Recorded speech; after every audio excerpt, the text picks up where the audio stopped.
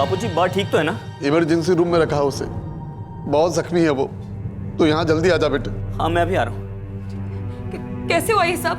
बापूजी कह रहे थे घर पे कोई पार्सल आया था, बाव से खोलने के और इसमें धमाका हो गया। उस शेख ने मैसेज में यही धमकी दी थी कि धमाका होगा।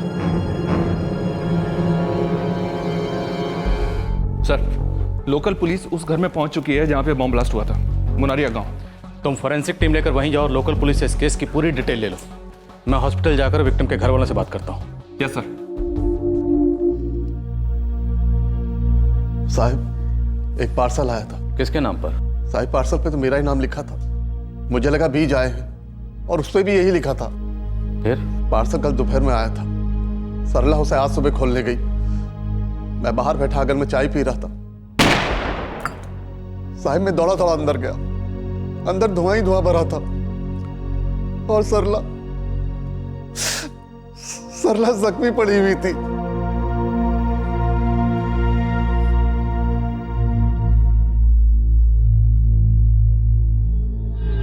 सर्किट और डिटोनेटर को बैटरी से कनेक्ट किया गया होगा। काफी बारीकी से काम किया है।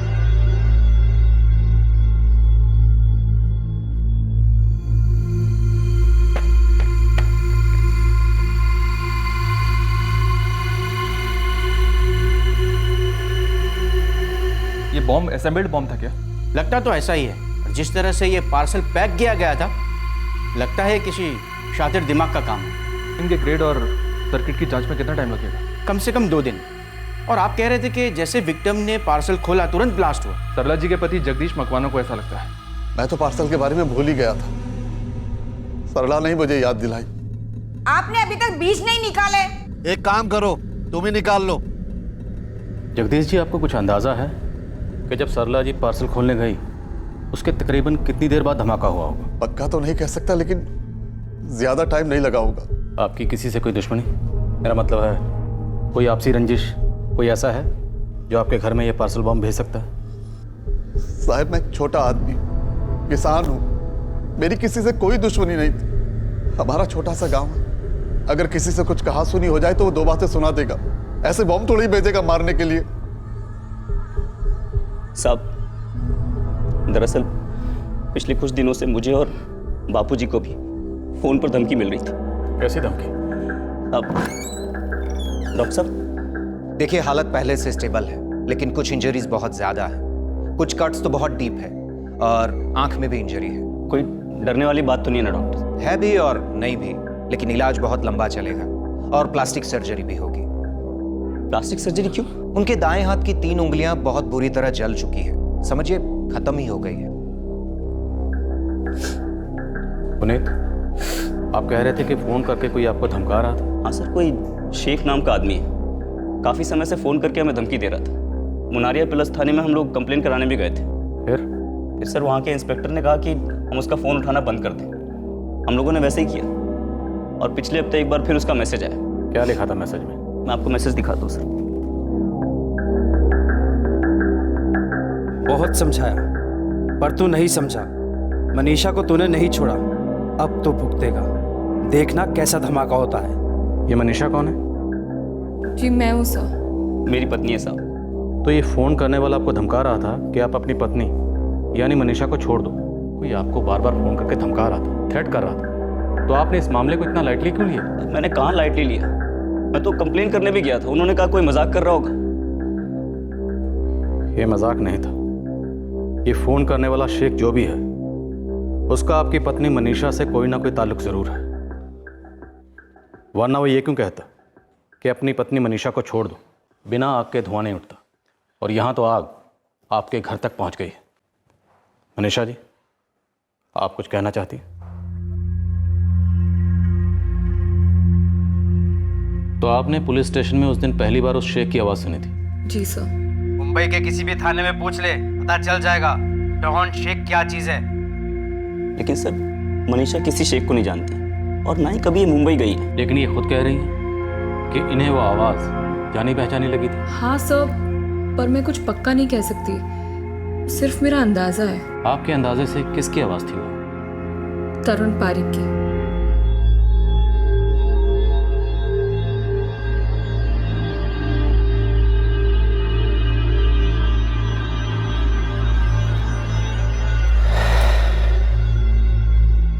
कौन है तरुण पारिक? कहाँ रहता है? सारथीपुर गांव में। वहाँ एक कॉलेज में प्रोफेसर है। मेरा मतलब था। कौन सा गांव कहा आपने? सारथीपुर? जी। सर वो पार्सल भी सारथीपुर पोस्ट ऑफिस से ही आया था। तो मनीषा जी, जब आपको शक था कि शेख की आवाज़ में तरुण पारिक बात कर रहा है, तो आपने ये बात किसी को बताई क्यों नहीं?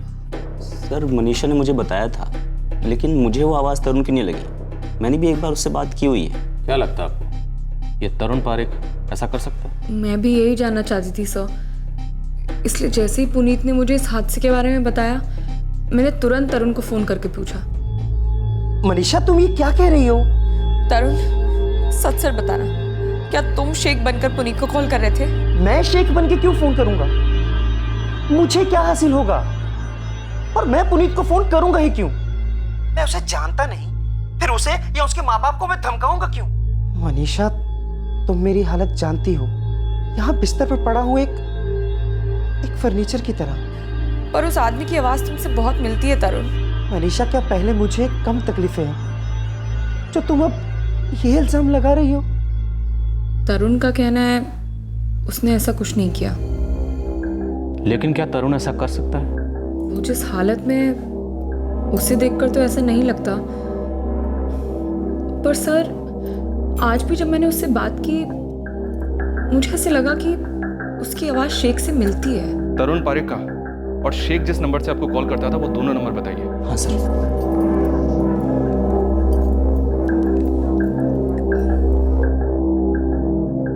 उस शेख की आवाज़ का तरुण से मिलना और जिस पार्सल में बॉम्ब आया था, उस पार्सल पर सारथीपुर यानी तरुण के गांव की स्टैम्प का होना, मतलब साफ है तरुण का इस केस से कोई ना कोई कनेक्शन जरूर है, और आपका तरुण पारिक से। तरुण और मनीषा का एक अतीत था। दोनों को एक दूसरे के प्रति असंतोष था, इसलिए एक मोड़ पर आकर दोनों की राहें अलग हो गई थी। एक ने अपनी जिंदगी नए सिरे से शुरू की थी और दूसरे को मानो बदकिस्मती ने एक जगह जकड़ लिया था। तरुण की हालत हमेशा से ऐसी नहीं थी। 1 साल पहले तक वो एक नॉर्मल जिंदगी जी रहा था, चल फिर सकता था, शादी करके सेटल होना चाहता था, और इसी के लिए तरुण और मनीषा की मुलाकात हुई थी। 1 साल पहले जुलाई 2011 में मैं पहली बार तरुण से मिली थी। वो अपने बापूजी के साथ मेरे घर आया था मुझे देखने।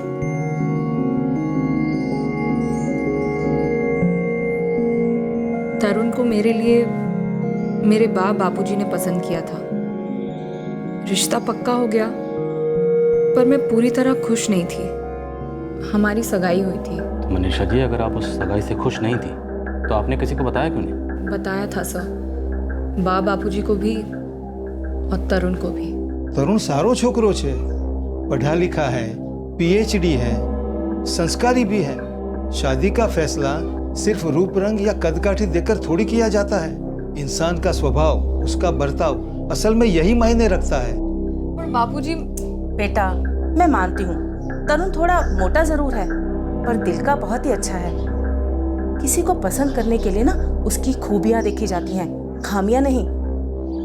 देखो, जो तुम्हारे दिल में है ना, बेझिझक कह दो।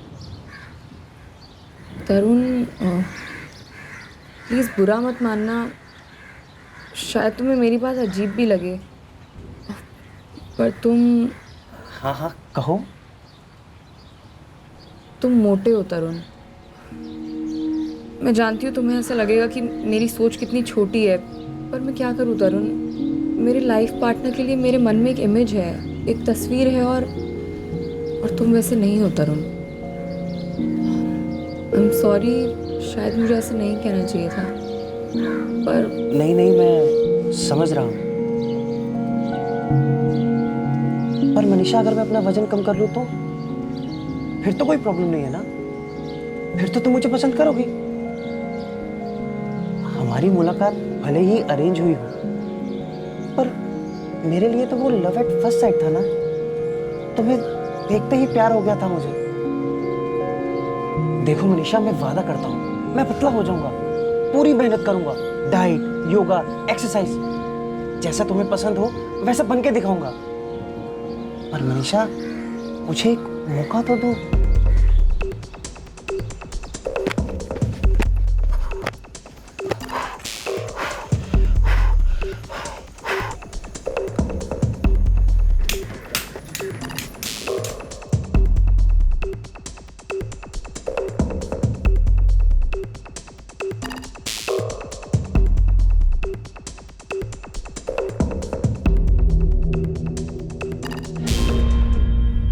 तरुण काफ़ी मेहनत कर रहा था।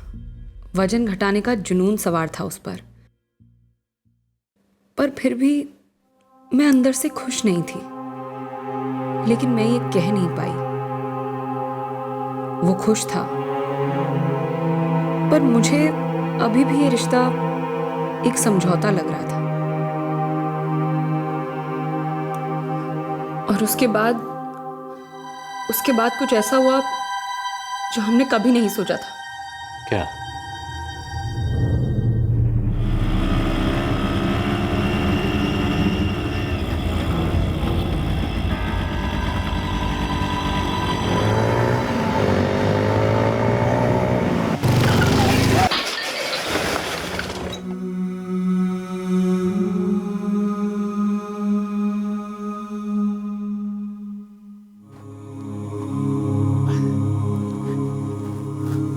वाह मनीषा, क्या हो रहा है? मेरे पैर हिल क्यों नहीं रहे? बेटा थोड़ा सब्र कर, सब ठीक हो जाएगा। नहीं, मुझे हुआ क्या है? डॉक्टर ने कुछ बताया? मुझे मेरे पैर फील क्यों नहीं हो रहे? मेरे पैर हिल क्यों नहीं रहे? ठीक हो जाएगा, सब ठीक हो जाएगा। देखिए, उसकी रीढ़ की हड्डी बुरी तरह से डैमेज हो चुकी है।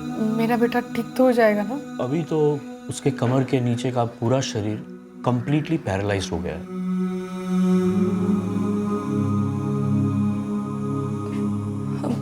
डॉक्टर, तरुण फिर से चल तो पाएगा ना? वेल, अभी कुछ कह नहीं सकते। हाँ, रेगुलर मेडिकेशन और फिजियोथेरेपी ट्रीटमेंट से थोड़ी थोड़ी इम्प्रूवमेंट ज़रूर हो सकती है, लेकिन पहले की तरह चलना फिरना वो तो ऑलमोस्ट नामुमकिन सा लग रहा है मुझे। मैं तेरी मुश्किल समझ सकता हूं, पर तू अपने पर कोई बोझ मत रखना। तेरी जिंदगी का फैसला है ये, मजबूरी से नहीं, मर्जी से लेना।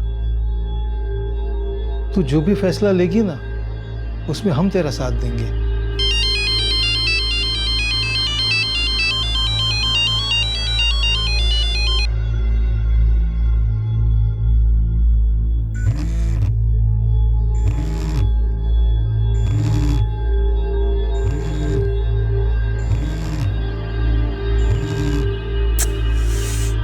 वाह, ये मनीषा मेरा फोन क्यों नहीं उठा रही? पता नहीं बेटा, पहले दवाई खा ले। तुमसे कुछ कहा क्या उसने? मिलने क्यों नहीं आ रही वो? नहीं बेटा, मेरी बात नहीं हुई इससे। पर तू चिंता क्यों करता है? मैं और तेरे बापूजी है ना तेरा ख्याल रखने के लिए। हाँ, ये ले।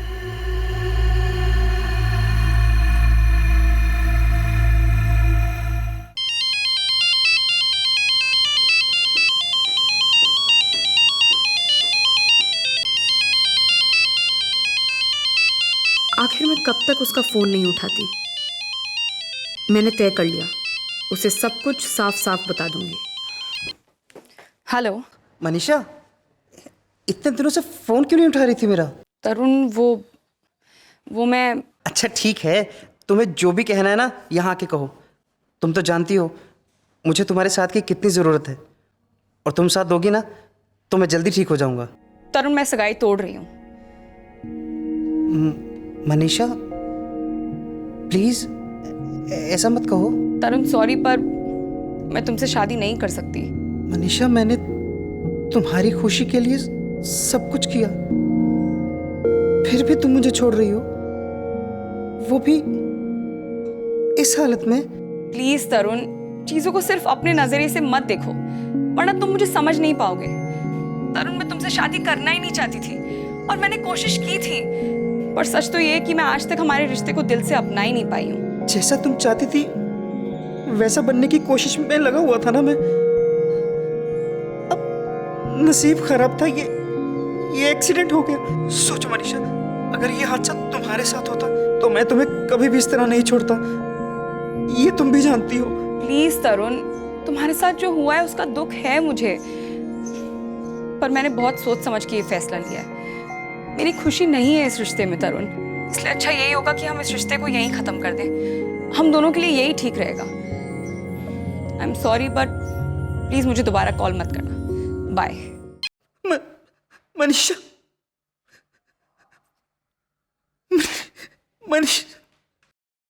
मैंने सगाई तोड़ दी, उसके 3 महीने बाद पुनीत और मेरी शादी तय हो गई। हम दोनों ने अपनी मर्जी से एक दूसरे को चुना था।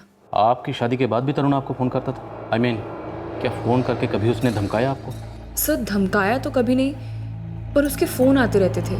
वो ये मानने को तैयार ही नहीं था कि हमारा रिश्ता ख़त्म हो चुका है। एक बार तो पुनीत ने भी बात की थी उससे। आपने फ़ोन किया था? नहीं सर, वो बार बार मनीषा को फ़ोन किया करता था, विनती करता था उससे मिलने के लिए।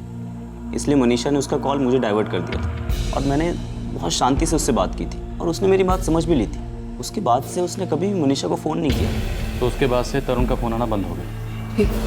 ये शेख का फ़ोन आना कब से शुरू हुआ? सर, कुछ 3 हफ्तों पहले। और इस तरुण ने फ़ोन करना कब बंद किया? तकरीबन 1-2 महीने पहले।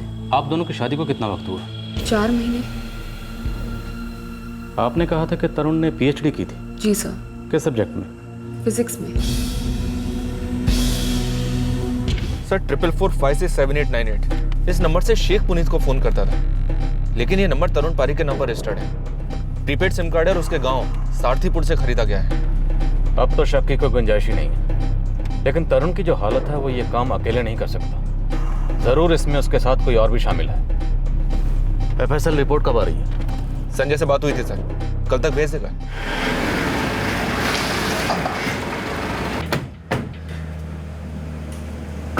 ना साहब जी ना, पहले तो मनीषा ने मेरे दिकरे के साथ सगाई तोड़ दी और उस पे अब ये इल्जाम लगा रही है। मारो दिकरो बेचारो, वो तो अपने बिस्तर से उठ भी नहीं सकता, वो ये सब कैसे कर सकता है? आप ही जरा सोचिए साहब। जी, सोचने वाली बात तो है कि आखिर तरुण ने ये सब कैसे किया होगा, पर बेहतर यही होगा कि ये बात हम एक बार तरुण से पूछ लें।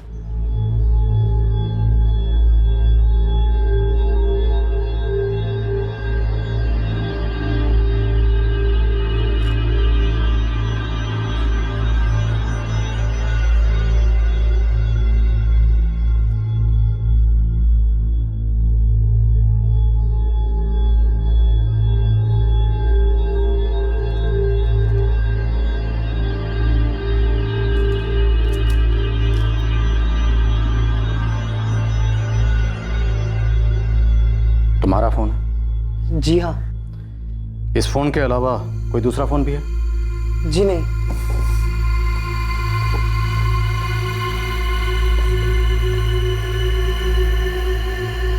सर, ये एक और फोन मिला है सर। इसमें से सिम कार्ड तो निकाल लिया गया है, पर सेंट मैसेजेस में ये एक मैसेज मिला है, ये देखिए।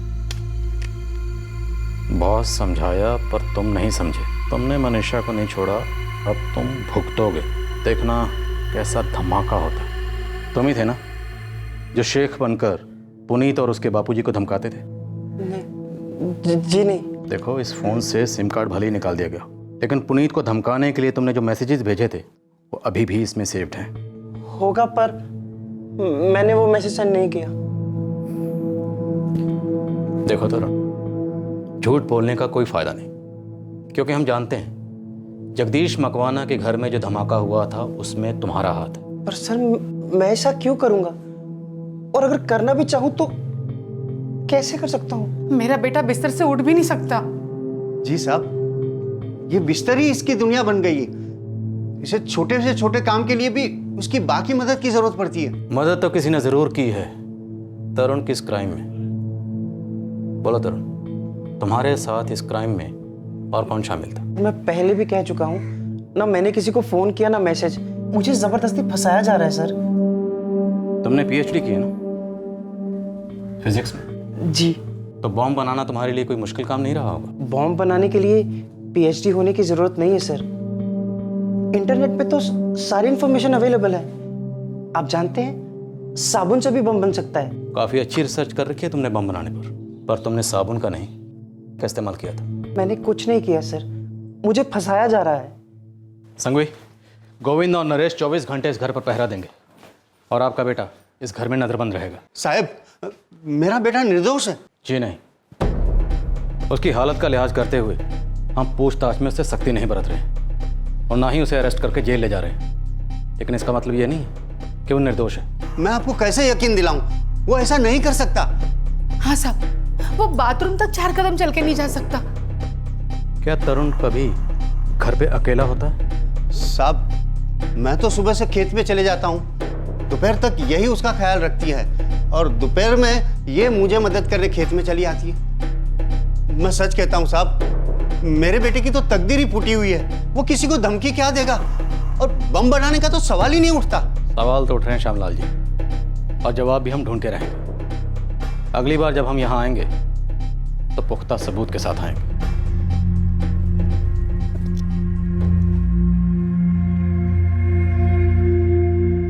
ठीक है बापूजी, जैसा आपको ठीक लगे वैसा कीजिए।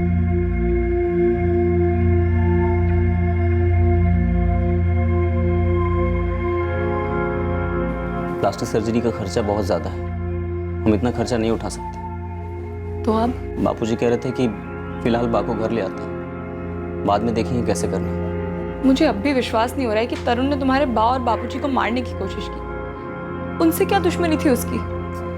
तुमने उसे छोड़ दिया था तो वो ये बात बर्दाश्त नहीं कर पाया होगा। नफरत इंसान से कुछ भी करा सकती है। माना कि वो तकलीफ में है, पर हमें तकलीफ देके उसकी तकलीफ कम हो जाती क्या?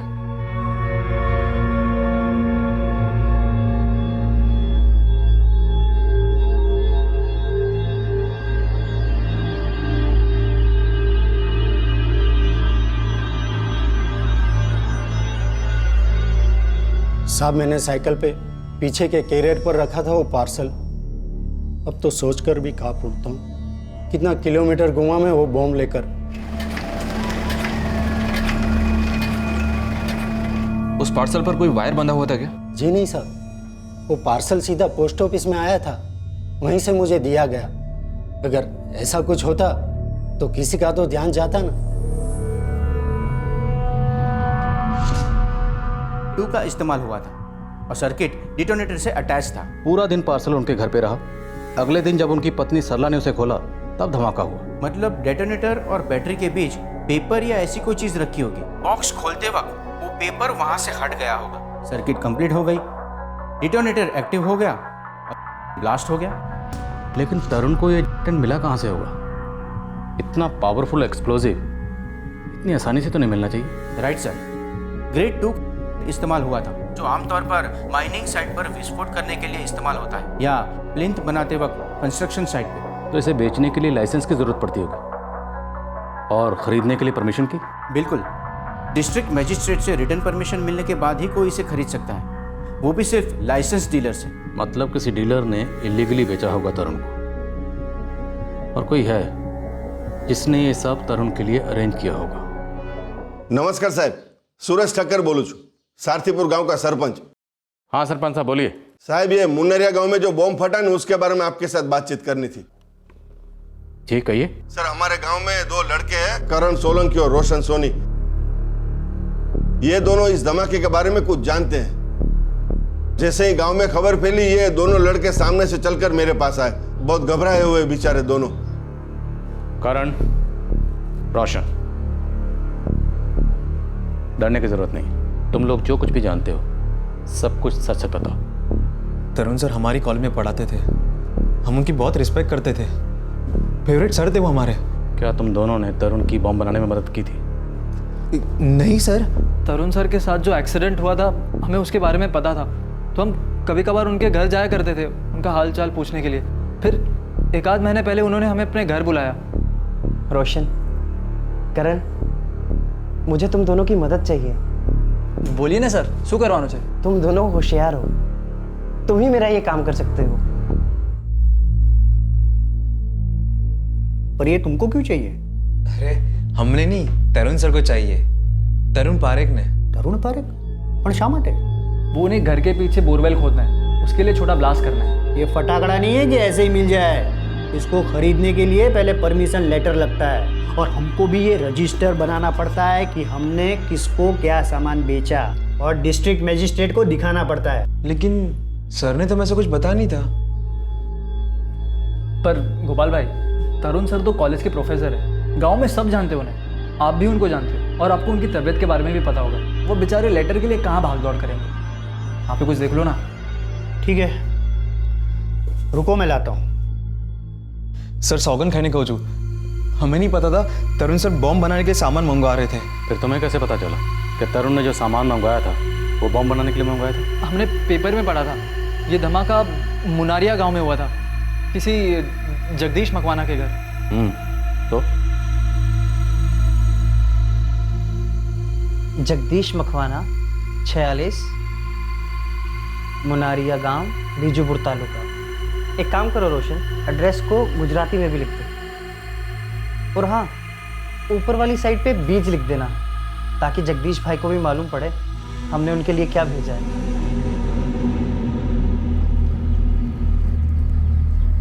हमने ही वो पार्सल सारथीपुर पोस्ट ऑफिस से भेजा था। तुम दोनों ने तरुण के लिए कोई सिम कार्ड भी खरीदा था? हाँ सर, मैंने खरीदा था। करण, ये लो पैसे, और मेरे लिए नया सिम कार्ड ले आना।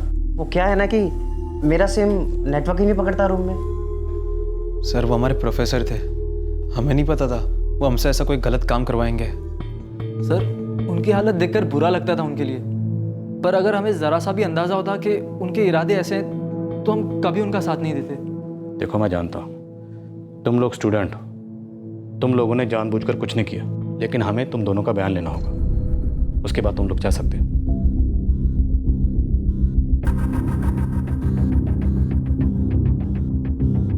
सॉरी साहब, गलती हो गई साहब, माफ कर दो ना साहब। साहब तरुण पारेख जैसा आदमी ऐसे काम के लिए मांग रहा होगा, ये तो मैं सपने में भी नहीं सोच सकता साहब। कोई बात नहीं, एक बार जेल जाएगा ना, कोई भी लापरवाही करने से पहले 10 बार सोचेगा। चलो।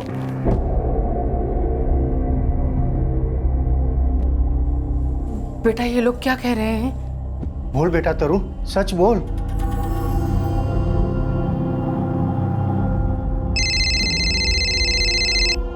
हेलो।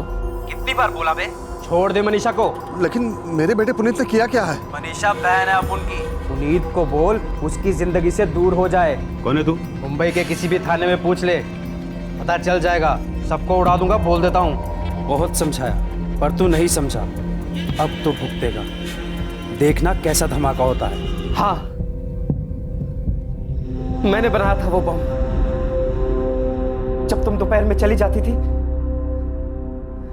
तब मैं उस पर काम करता था। पूरा 1 हफ्ता लगा था उस बम को बनाने में। मेरे स्टूडेंट्स का इस्तेमाल भी मैंने ही किया। उन्हें नहीं पता कि वो क्या कर रहे थे। तरुण तुमने ऐसा क्यों किया?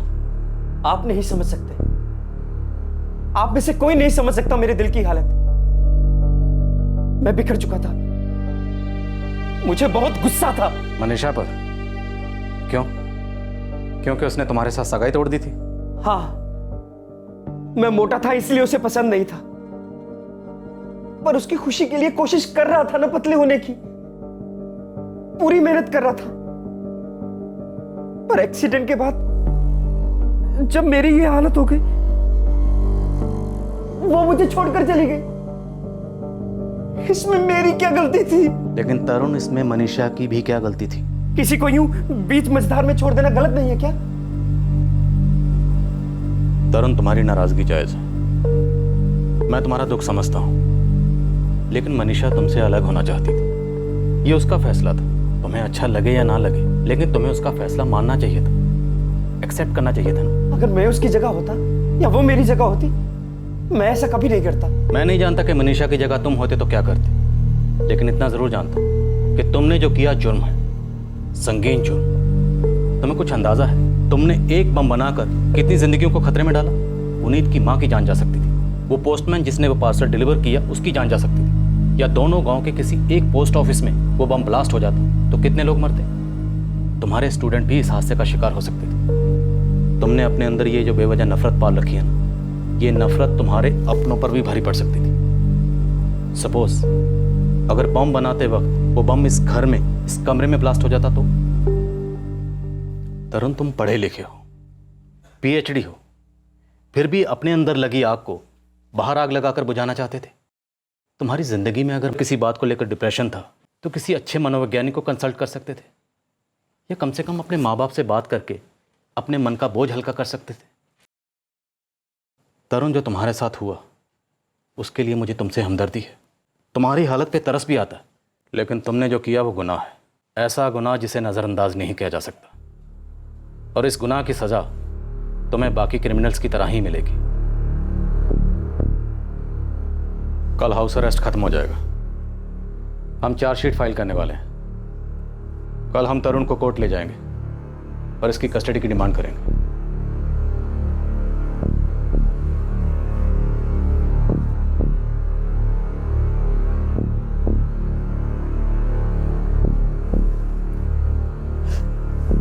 बेटा,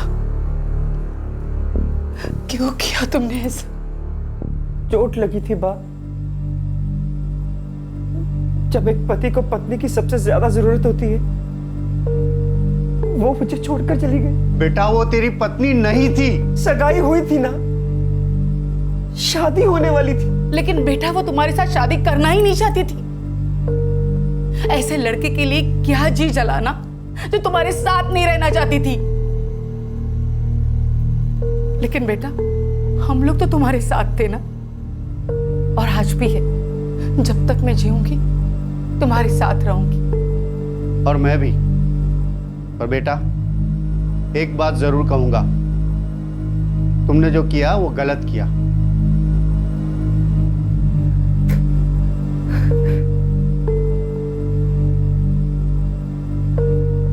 तरुण ने अपना जुर्म कबूल कर लिया है। हमारे पास सबूत है और उन दोनों स्टूडेंट के बयान भी हैं। हमें जल्दी तरुण की कस्टडी मिल जाएगी। तरुण मुझसे गुस्सा था। उसने मेरे सास ससुर पर क्यों हमला किया? वो आपको और आपके परिवार को चोट पहुंचाकर अपने घाव भरना चाहता था।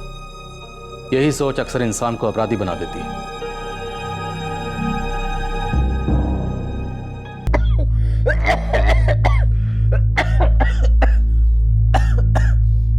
यार नरेश, साहब के जाने के बाद छठी बार वोमिटिंग की उसने। साहब को फोन लगाया गया? मेरे ख्याल से लगाना चाहिए, क्योंकि ऐसी हालत रही तो कल उसे कोर्ट कैसे ले जाएंगे? तरुण की माँ से पूछो, कोई सीरियस बात तो नहीं है? कभी कभी उसे ऐसी उल्टियां होती रहती है, भारी दवाइयां खानी पड़ती ना, इसलिए। कोई टेंशन वाली बात तो नहीं है? नहीं।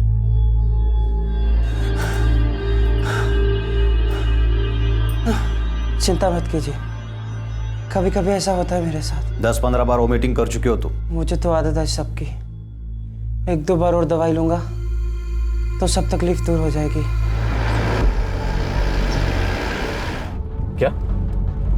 तो गोविंद बताना तो चाहिए था। सर, मैंने तरुण को 2-3 बार पूछा, लेकिन हर बार उसने यही कहा कि ये सब उसके लिए नॉर्मल है। लेकिन अगर उल्टियां नहीं रुक रही थी तो कम से कम एक फोन तो कर सकते थे। सुबह से कितनी उल्टियां आ चुकी हैं उसे? सर, वो कल से उल्टी पे उल्टी किए जा रहे हैं। मुझे नहीं लगता कि इस हालत में उसे कोर्ट ले जाया जा सकता है। और ये तो मुझे अब बता रहे हो जब हम ऑलरेडी उसे कोर्ट ले जाने के लिए निकल चुके हैं। संघवी सर, एम्बुलेंस बुलाओ। तरुण की हालत सीरियस है, हमें उसे हॉस्पिटल शिफ्ट करना पड़ेगा।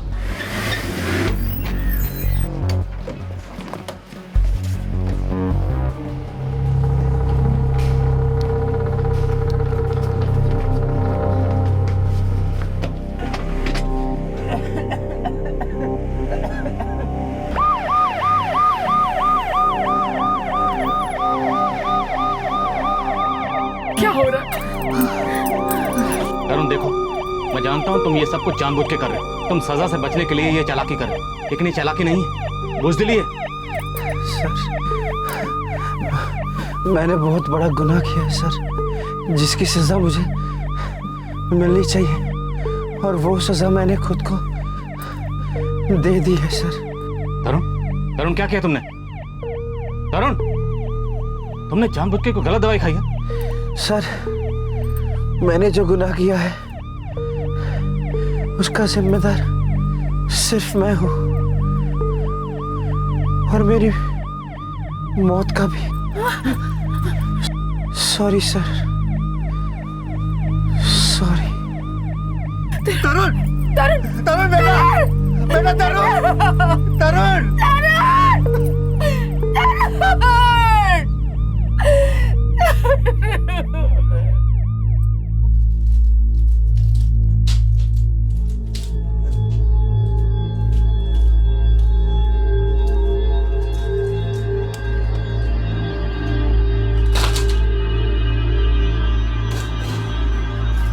सर, ये देखिए। मैं अब जीना नहीं चाहता। वैसे भी मैं कहाँ जी रहा था। अपने किए पर शर्मिंदा हूँ मैं। मुझे अपने गुनाह का एहसास है और पछतावा भी। इसीलिए मैंने आत्महत्या करने का फैसला किया है। मैंने दवाइयों का ओवरडोज लिया है। मेरी मौत के लिए कोई और जिम्मेदार नहीं है। पुनीत, तरुण के साथ जो हुआ मुझे उसका बहुत दुख है और लगता है कहीं ना कहीं इस सब के लिए मैं ही जिम्मेदार हूँ। नहीं मनीषा, खुद को दोष मत दो, तुमने कुछ नहीं किया। सब तो यही बातें कर रहे हैं ना कि आज तरुण जिस हाल में है मेरी वजह से। देखो, लोगों को जो बोलना उनको बोलने दो, तुम परवाह मत करो उनकी। पुनीत, क्या अपनी खुशी चाहना गलत है? मैं तरुण से कभी शादी करना ही नहीं चाहती थी और जब मुझे साफ साफ दिख गया कि मैं इस रिश्ते में कभी खुश नहीं रह पाऊंगी तो मैंने उस रिश्ते को वहीं खत्म कर दिया। तो क्या गलत किया मैंने पुनीत? धोखा तो नहीं दिया था तरुण को, तो सब मुझे ही क्यों गुनहगार ठहरा रहे हैं? मनीषा, तुम्हें अपने लिए जो सही लगा वो तुमने किया, इसमें कुछ भी गलत नहीं है। जो भी हुआ उसकी जिम्मेदार तुम बिल्कुल नहीं। तुम्हें खुद को कसूरवार समझना बंद करना पड़ेगा। तुम चाहो तो कुछ दिनों के लिए हम बाहर चले जाते हैं। मेरे हिसाब से हम दोनों के लिए यही सही रहेगा।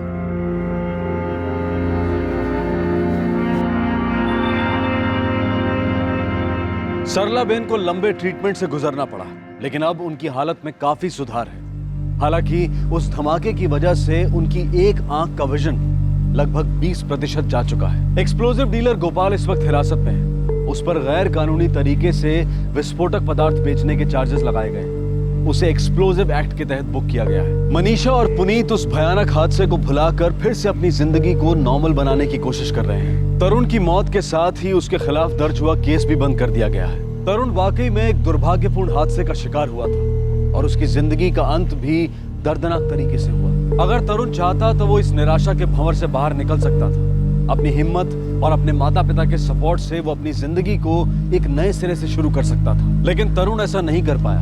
वो अपने गुजरे हुए कल को अलविदा नहीं कह पाया, अपने आप को मिले रिजेक्शन को सहन नहीं कर पाया और नफरत और निराशा के दलदल में धंसता चला गया। जब जिंदगी के हमसफर को चुनने की बात आती है तो सबकी अपनी अलग पसंद होती है। हम किसके साथ अपनी जिंदगी गुजारना चाहते हैं, ये फैसला करने का हक हर इंसान को है। मनीषा ने भी अपनी जिंदगी में ऐसा एक फैसला लिया था जिसे अगर तरुण ने मान लिया होता तो ये सब होता ही नहीं। जब कोई इंसान आपकी जिंदगी से चला जाता है, आपसे जुड़ा रिश्ता तोड़ देता है, तो दुखी होना स्वाभाविक है, लेकिन उस दुख को अपने जीने का जरिया बना देने से, अपनी आप बीती पर हर पल शोक मनाने से क्या वो इंसान आपकी जिंदगी में वापस लौट आएगा?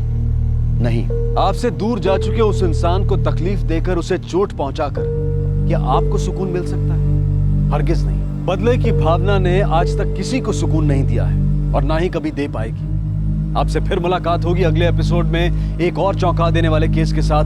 तब तक अपना ख्याल रखें, सुरक्षित रहें, सतर्क रहें और देखते रहें क्राइम पेट्रोल सतर्क। सबक एक को, सीख पूरे देश को। जय हिंद।